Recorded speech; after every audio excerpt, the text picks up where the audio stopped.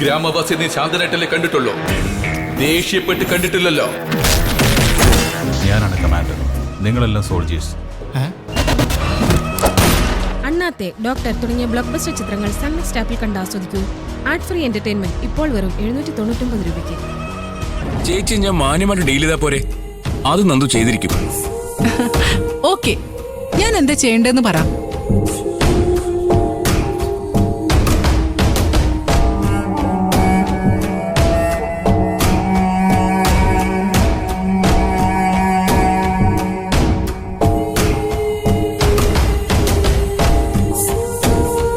ശരിയടാ, ഇത് ഞാൻ അഭിനയിച്ച് തകർത്തു തരാം. അപ്പൊ 1 മണിക്കൂറിനുള്ളിൽ അമ്മയുടെ മകനും ഭാവി മരുമകളും അവിടെ എത്തിയിരിക്കും. ഓക്കേടാ, അപ്പോഴേക്കും ഞാനിവിടെ ഒന്ന് സെറ്റ് ചെയ്ത് വെക്കട്ടെ. ഓക്കെ ഓക്കെ ചേച്ചി.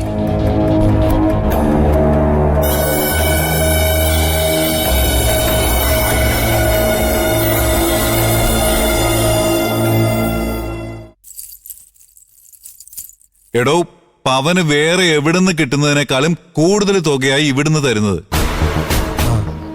എന്ന് വെച്ചാ ഇന്നത്തെ സ്വർണത്തിന്റെ വിലയിൽ വെറും 5000 രൂപ കുറച്ചു. പക്ഷേ അപ്പൊ ഇൻട്രസ്റ്റ് കൂടും. ഇനി പവന് 20,000 രൂപ മതിയെങ്കിൽ ഇൻട്രസ്റ്റ് കുറച്ചു തരാം. ഏത് വേണം? എനിക്ക് കാശ് അത്യാവശ്യമാണ് കേട്ടോ. ഇൻട്രസ്റ്റ് കൂടിയാലും വേണ്ടില്ല. ഇത് വെച്ചിട്ട് എനിക്കൊരു 50,000 രൂപ. ശരി.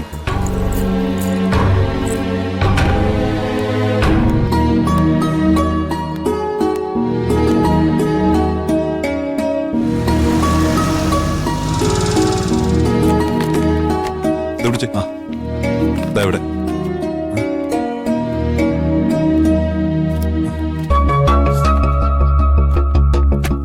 പിന്നെ 3 മാസത്തെ കാലാവധിക്ക് പണയം. അതിനുള്ളിൽ എടുത്തില്ലെങ്കിൽ ഉരുപ്പടി ലേലത്തിൽ പോകും. ശരി.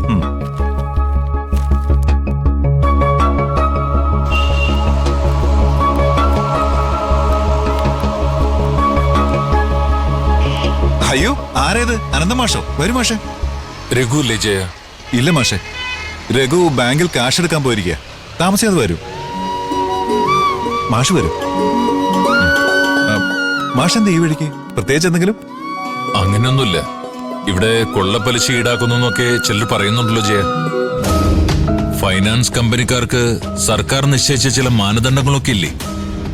അതൊക്കെ ഉണ്ട് മാഷേ. പക്ഷേ അതിനു പുറത്ത് ചില ഇടപാടുകളൊക്കെ നടത്തിയാലേ നമുക്ക് നിലനിൽക്കാൻ പറ്റൂ. അവിഹിതമായ മാർഗത്തിലൂടെ ഉണ്ടാക്കുന്ന നിലനിൽപ്പ് ശാശ്വതമാണോ ജയ? രഘുവിന് അറിയാത്ത കാര്യങ്ങൾ കൂടി പഠിപ്പിക്കാനാണോ അവനെന്നെ ഇതിൽ കൊണ്ടുവന്ന് ചാടിച്ചത്? എന്റെ മാഷേ, ഇതൊന്നും ആരും ചെയ്യാത്ത കാര്യങ്ങളൊന്നും അല്ല. നിങ്ങളുടെ മരുമകൻ എങ്ങനെയെങ്കിലും ഒന്ന് രക്ഷപ്പെടണമെന്ന് മാത്രമേ എനിക്ക് ആഗ്രഹമുള്ളൂ. അവൻ ഇതുകൊണ്ട് രക്ഷപ്പെടുമെന്ന് നിനക്ക് ഉറപ്പുണ്ടോ? എനിക്ക് ഉറപ്പുണ്ട് മാഷേ. രഘു ആത്മാർത്ഥമായി ശ്രമിക്കുന്നുണ്ട്. മാഷ് ധൈര്യമായിട്ടിരുന്നോ. അവൻ നിങ്ങളൊക്കെ പ്രതീക്ഷിക്കുന്നതിലും ഉയരത്തിലെത്തും. അല്ലെങ്കിൽ എത്തിക്കൂ വിജയൻ. പക്ഷേ എനിക്കൊരു പ്രതീക്ഷയുമില്ല. രഘുവിനെ ഉയരത്തിലെത്തിക്കാൻ കഴിവുള്ള നീ എന്താ ഇതുവരെ എവിടെയും എത്താതെ പോയത്? ഇയാളെന്തോ തോട്ടിയുമായിട്ട് വന്നതാണല്ലോ. എനിക്കിതൊക്കെ കാണുമ്പോ തോന്നുന്നത് ഊതി വീർപ്പിച്ച നല്ല സുന്ദരമായ ബലൂൺ. അത് ചെറിയൊരു മുള്ളിൽ കൊണ്ടാൽ പൊട്ടിപ്പോകുന്നത് പോലെ ഏത് നിമിഷവും ഈ കമ്പനി പൊട്ടിപ്പോകുന്നതാ. ഇത് ശരിയല്ല മാഷെ. സ്വന്തം മരുമകന്റെ സ്ഥാപനത്തിൽ കയറി വന്ന് ഇങ്ങനെ അറം പറ്റുന്ന വാക്കുകൾ പറയുന്നത് ഒട്ടും ശരിയല്ല. പ്രത്യേകിച്ച് മാഷിനെ പോലെ ഒരാള് ഇങ്ങനെ ചെയ്യാൻ പാടില്ല.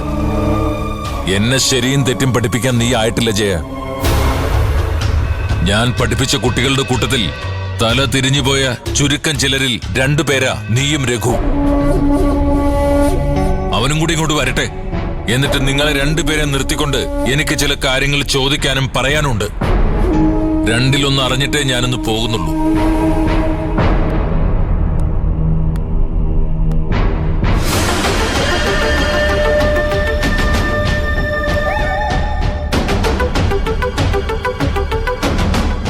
എന്റെ ദൈവമേ, ഇയാളെല്ലാം പൊളിച്ചടുക്കിയിട്ടേ പോകുന്ന തോന്നുന്നേ.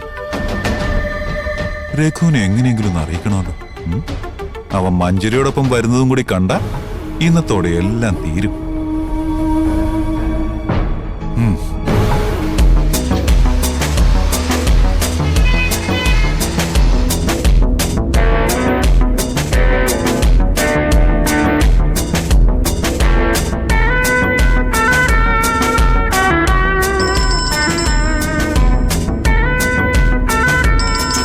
ഇവൻ എന്തിനാ വിളിച്ചോണ്ടിരിക്കുന്നത്?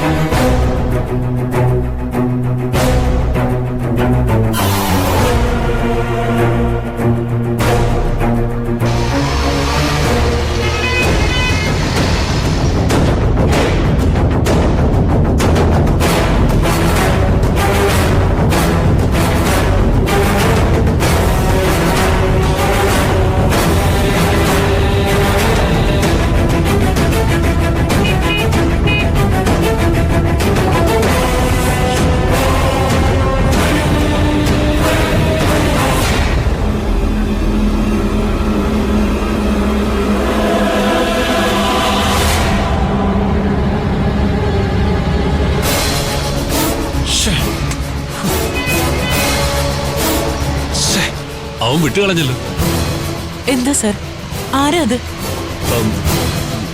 അത് വേറൊരു ടീമാ.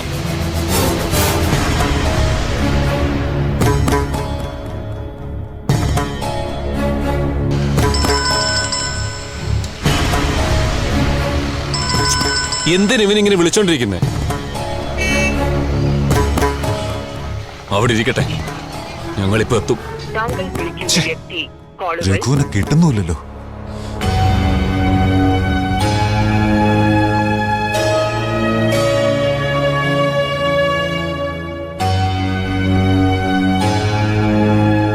അവനോട് ആ മഞ്ജരിയെ കൂട്ടി ഇങ്ങോട്ട് വരണ്ടെന്ന് പറയായിരുന്നു.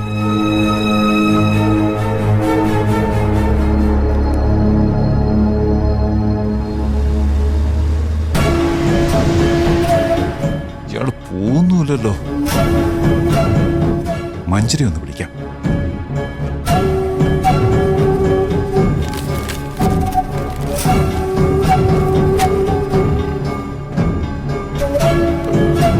താങ്കൾ വിളിക്കുന്ന വ്യക്തി കോളുകൾ സ്വീകരിക്കുന്നില്ല.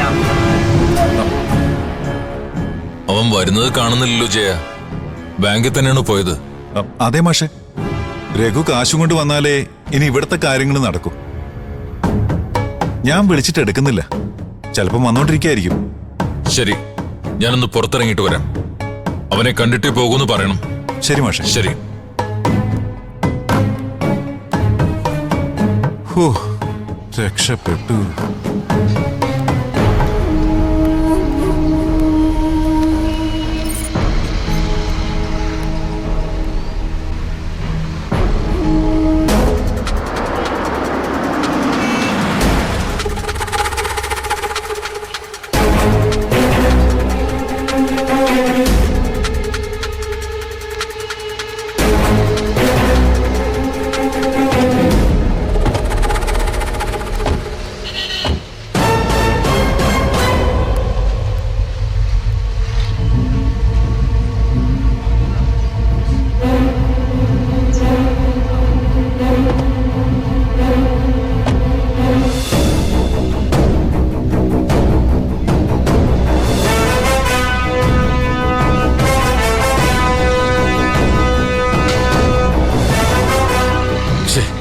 ഇവനിത്ര അധപ്പതിച്ചു പോയല്ലോ.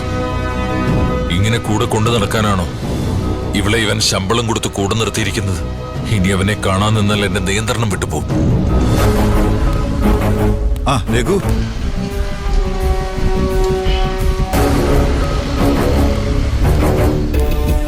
നീ നിന്റെ അമ്മാവനെ കണ്ടോ? അമ്മാവനോ? എവിടെ? ദേ ഇപ്പൊ അങ്ങോട്ട് ഇറങ്ങിയതേ ഉള്ളൂ. ഈ പരിസരത്ത് തന്നെ കാണും.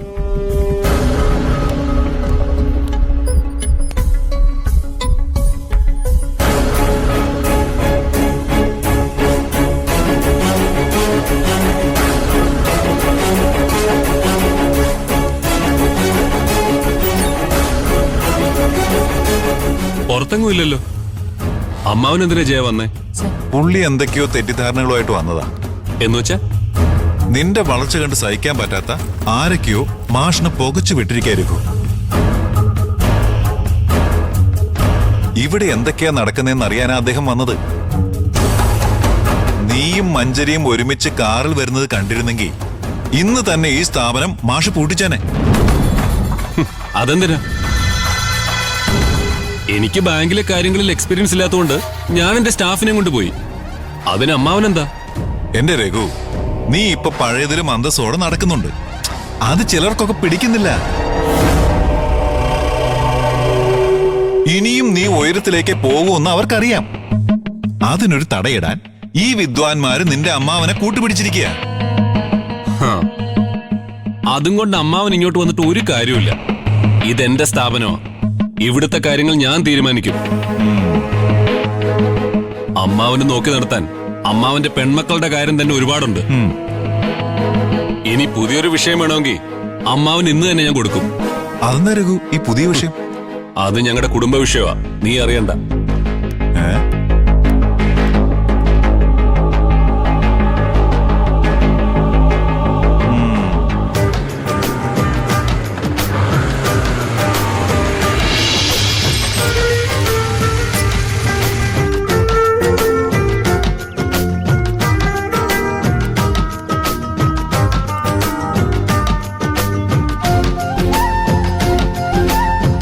എന്താ ടെൻഷനുണ്ടോ? അമ്മ എങ്ങനെയായിരിക്കും എന്നെ കാണാ? ഞാൻ നന്ദുവിനെ വലയിൽ വീഴ്ത്തിയതാണെന്നും മറ്റും അമ്മയ്ക്ക് തോന്നുന്നു. ഏയ്, അമ്മയോട് ഞാൻ ദയയെക്കുറിച്ചുള്ള എല്ലാ കാര്യങ്ങളും പറഞ്ഞിട്ടുണ്ട്. താൻ ധൈര്യമായിട്ട് വാ.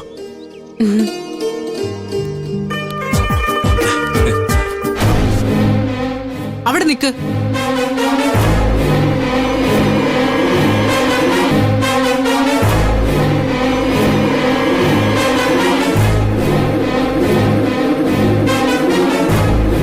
ഇതെന്റെ ഒറിജിനൽ അമ്മയെ പോലെ തന്നെ ഉണ്ടല്ലോ. ഈ പെള്ളാണ് നടി.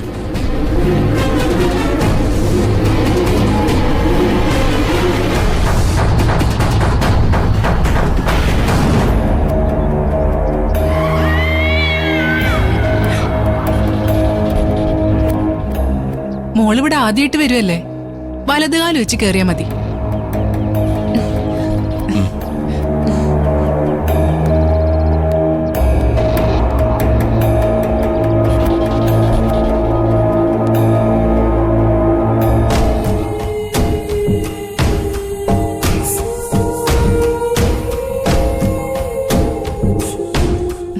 വാ മോളെ.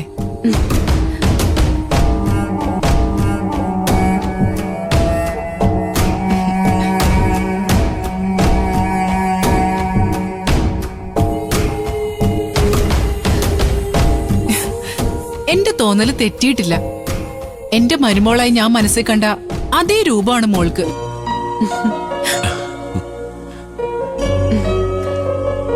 പിന്നെ മോളുടെ സ്വഭാവത്തെക്കുറിച്ചും കുടുംബത്തെക്കുറിച്ചൊക്കെ നന്ദു എന്നോട് പറഞ്ഞിട്ടുണ്ട്. ഇവന്റെ സ്നേഹം എനിക്കോ അച്ഛനോ കൂടുതലൊന്നും കിട്ടിയിട്ടില്ല. ചെറുപ്പം മുതലേ ക്യാമറയും തൂക്കി നടക്കുകയായിരുന്നില്ലേ. ഇനി ഞങ്ങൾക്ക് മരുമകളുടെയും മകളുടെയും ഒക്കെ സ്ഥാനത്ത് നീയാ. ഇവനിൽ നിന്ന് കിട്ടാത്ത സ്നേഹം നീ ഞങ്ങൾക്ക് തരണം.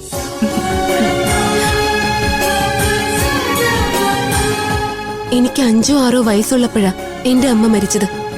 അതിനുശേഷം ഒരമ്മയുടെ സ്നേഹവും വാത്സല്യവും ഇപ്പോഴാ ഞാൻ അറിയുന്നത്.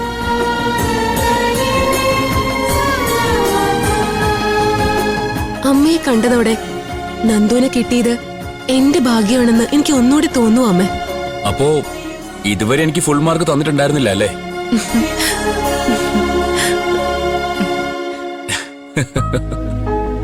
ഇപ്പോഴും തന്നിട്ടൊന്നുമില്ല. ചെറിയ ചെറിയ കയ്യിലിരിപ്പുകളൊക്കെ ഇപ്പോഴും അമ്മയുടെ മോനുണ്ട്. ചെറുതൊന്നുമല്ല. ഇവൻ ആരാ മോനെന്ന് എനിക്ക് അറിഞ്ഞൂടെ? ഇനി അതൊക്കെ മോള് വേണം മാറ്റിയെടുക്കാൻ. ആ മോളിരിക്കേ, അമ്മ കുടിക്കാൻ എന്തെങ്കിലും എടുത്തോണ്ട് വരാം. മോൾക്ക് എന്താ ഇഷ്ടം? ചായയോ ജ്യൂസോ? എന്തായാലും മതിയമ്മേ. ഞാനും കൂടി അമ്മയെ വന്ന് സഹായിക്കാം.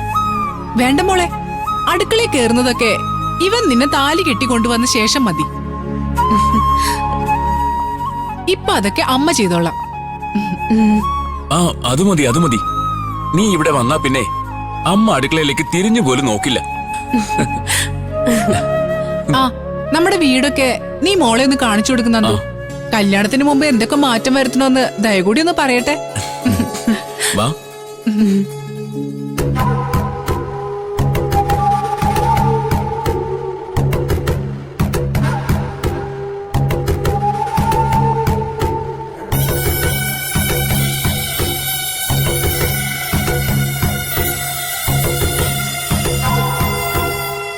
തന്നെ അമ്മയ്ക്ക് വല്ലാതെ ഇഷ്ടപ്പെട്ടല്ലോ.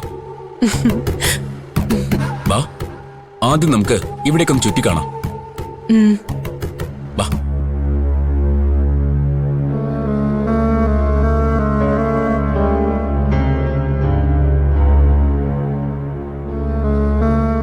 പാവം കൊച്ചു.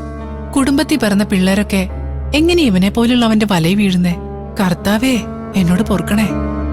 എനിക്ക് ജീവിക്കാൻ വേറെ വഴിയില്ലഞ്ഞിട്ടാ. ഹലോ, എന്താലോചിച്ച് നിൽക്കുക? ഇതൊക്കെ ഒന്ന് തുടച്ചേ.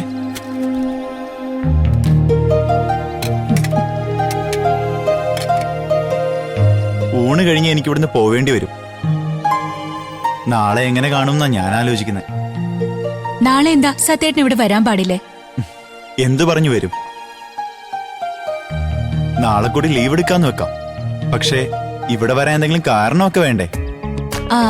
എന്തെങ്കിലും മറന്നു വെച്ചിട്ട് പോയിക്കോ. എന്നിട്ട് നാളെ ഇത് എടുക്കാൻ വന്നാ പോരെ? അതിന് വെച്ചിട്ട് പോകാൻ എന്തെങ്കിലുമൊക്കെ വേണ്ടേ? മൊബൈൽ ഫോൺ വെച്ചിട്ട് പോയാ നിന്നെ ഒന്ന് വിളിക്കാൻ പോലും പറ്റത്തില്ല. ഒരു കാര്യം ചെയ്യാം, എന്റെ മനസ്സ് നിന്നെ ഏൽപ്പിക്കാം. നാളെ വന്ന് ഏട്ടത്തിയോട് കാര്യം പറയാം. എന്ത് കാര്യം? നമ്മൾ തമ്മിൽ മനസ്സ് കൈമാറിപ്പോയെന്ന് ഏട്ടത്തി അറിഞ്ഞാ പിന്നെ പേടിക്കണ്ടല്ലോ. അയ്യോ, ആവശ്യമില്ലാത്തതൊന്നും ചേച്ചിയോട് പറഞ്ഞേക്കല്ലേ. പിന്നെ ഞാൻ ഈ ഭാഗത്തേക്ക് വരില്ല. അത് ശരി, രണ്ടാളും ഇവിടെ ശൃംഗരിച്ചോണ്ട് നിൽക്കാണോ? കഴിക്കാനുള്ളതൊക്കെ എടുത്തു വയ്ക്കു പിള്ളേരെ. എന്താടാ, നിനക്കിതൊന്നും ബാധകമല്ലേ? ഞാനിവിടെ ഒരു ജോലി ചെയ്യില്ലേ ഭാനുമ്മേ? ഓ, ഇല തുടയ്ക്കുന്നതല്ലേ വലിയ ജോലി. ഇന്ദ്രേട്ടൻ എവിടെ സത്യ? അപ്പുറത്തെ മുറിയിലാണെന്ന് തോന്നുന്നു. വിളിക്കണം ഏട്ടത്തി? വേണ്ട, ഞാൻ വിളിച്ചോളാം. വാടാ ഇങ്ങോട്ടോ, വാ.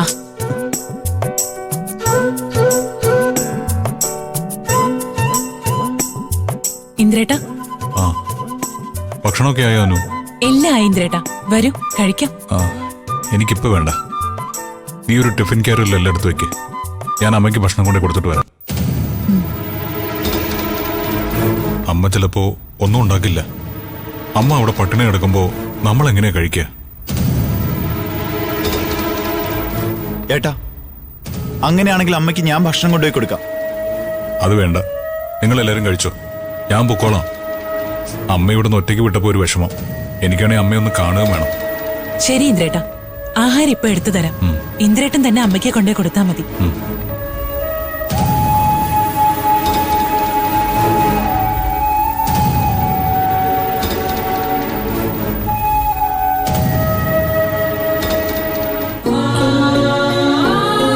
മൊത്തത്തിൽ വീട് എങ്ങനെയുണ്ട്? കുറെ കാലമായി മെയിൻ്റനൻസ് ഒന്നും ഇവിടെ നടത്തിയിട്ടില്ല. ഇനി നമ്മുടെ കല്യാണത്തിന് വേണം എല്ലാം ഒന്ന് ഭംഗിയാക്കി എടുക്കാൻ. വീടെനിക്ക് ഇഷ്ടപ്പെട്ടു. നന്ദു പറഞ്ഞതുപോലെ ഒന്ന് വൃത്തിയാക്കി എടുക്കാനുണ്ട്. അത് സാരമില്ല. ഓക്കെ, ഇനിയാണ് നമ്മൾ നമ്മുടെ ബെഡ്റൂം കാണാൻ പോകുന്നത്. വാ.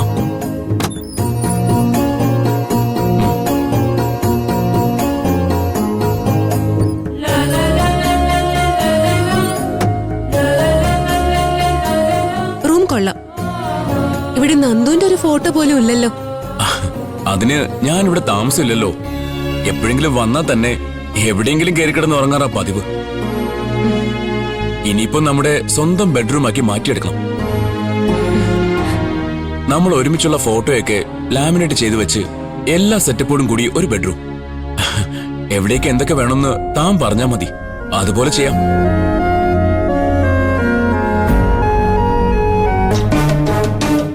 നന്ദുവിന്റെ ഇഷ്ടം പോലെ ചെയ്താ മതി. ഇപ്പൊ നമ്മൾ എന്തിനാ അതിനെക്കുറിച്ചൊക്കെ ആലോചിക്കുന്നെ? അതിനൊക്കെ ഇനിയും ഒരുപാട് സമയമില്ലേ? കുറെ സമയം എന്ന് വെച്ചാ എനിക്ക് എത്രയും വേഗം നിന്നെ എവിടേക്ക് കൊണ്ടുവരണമെന്നാ. നീ വാ, നമുക്ക് കുറച്ചേരം ഇരുന്ന് സംസാരിക്കാം.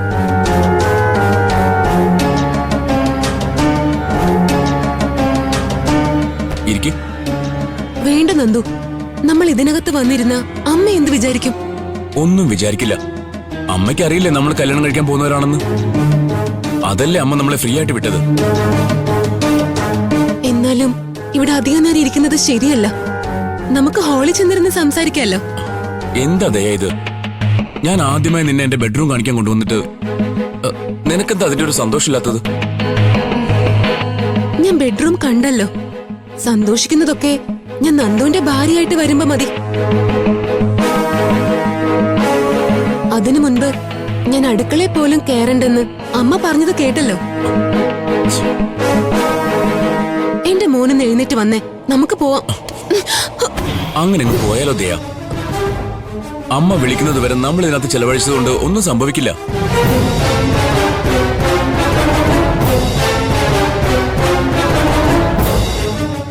നമ്മളിവിടെ ജീവിതകാലം മുഴുവനും ഒന്നിച്ച് കഴിയേണ്ടവരല്ലേ ദയ? ആദ്യം ജീവിതം തുടങ്ങട്ടെ നന്ദു, അതിന് ശേഷമുള്ളത് അപ്പോ. ദയ പ്ലീസ്, ഞാൻ പറയുന്നൊന്ന് കേൾക്ക്. നന്ദു, ഒരിക്കൽ നമ്മൾ ഇതിന്റെ പേരിൽ ഉടക്കിയത് ഓർമ്മയുണ്ടല്ലോ. മര്യാദയ്ക്ക് കുരുത്തക്കേട് കാണിക്കാതെ എന്റെ കൂടെ വരാനാ പറഞ്ഞത്.